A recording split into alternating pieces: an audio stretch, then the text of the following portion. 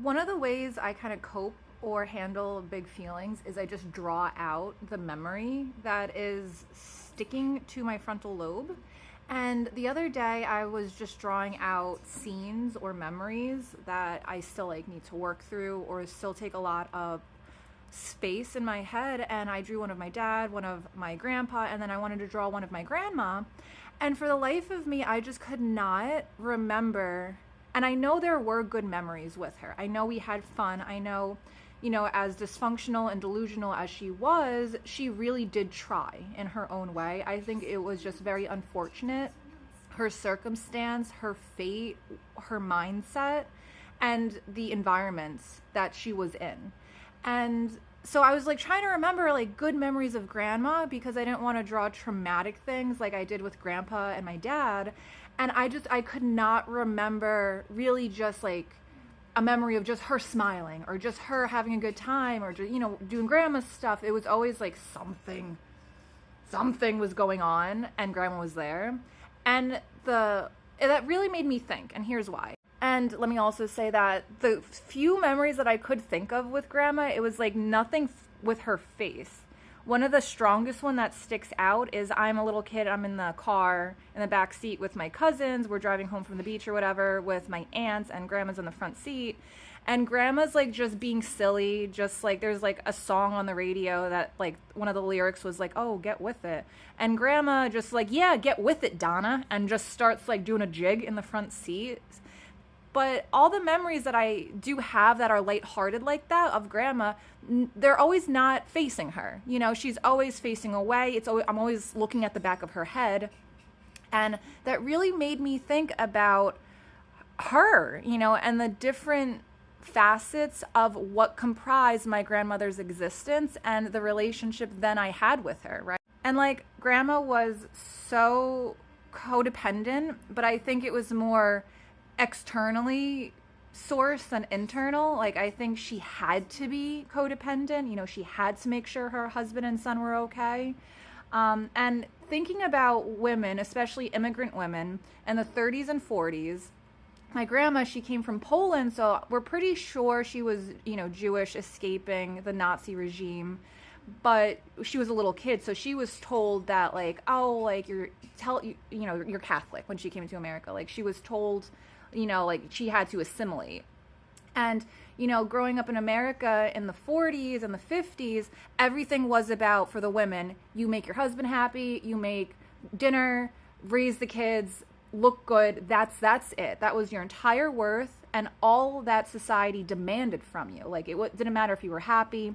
It didn't matter if you were safe. You didn't get a bank account. You couldn't, divorce your husband. You needed your father's permission for stuff, even if you were well into adulthood, because women were second, third class citizens. And if you look at any kind of advertisement towards women in those times, it's always take methamphetamine, it'll keep you thin. Take lithium, it'll keep you happy. And all these ads are with women just smiling and make sure you're beautiful, make sure you're thin, make sure the house is perfect, because that was all of your worth. Now, when you throw that kind of environment and dynamic, socially and culturally, into a household, or you throw a household into that kind of situation, that cultural situation, and that household is absolutely ass backward dysfunctional. My dad became a drug addict when he was 13 or something, the story goes. And my grandparents just did everything they could to enable, protect. They thought they were helping him. And then after 40 years of doing that, it really turned into malignancy. The entire family, my grandparents, my dad, myself when I was born, just were completely thrown out of the rest of the family. So we were just kind of left alone to really marinate and simmer in the dysfunction of, my grandparents and my dad. And when I think of my grandma and I wonder, even though she was foundational, even though she was a rock, she cleaned the house. She made sure all the laundry was done. She kept the house going despite the absolute ass backery of my dad's drug addiction, him bringing prostitutes over, bringing homeless people over so they could do drugs in the basement. It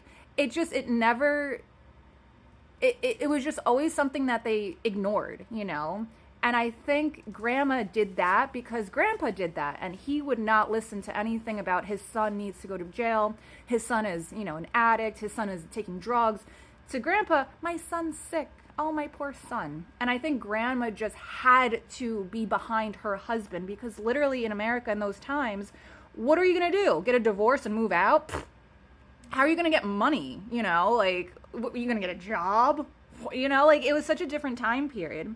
And when I wonder about why grandma and grandpa did certain things in my childhood, I have to remind myself, think about how they were conditioned to grow up. They are just passing down that almost like it's an heirloom.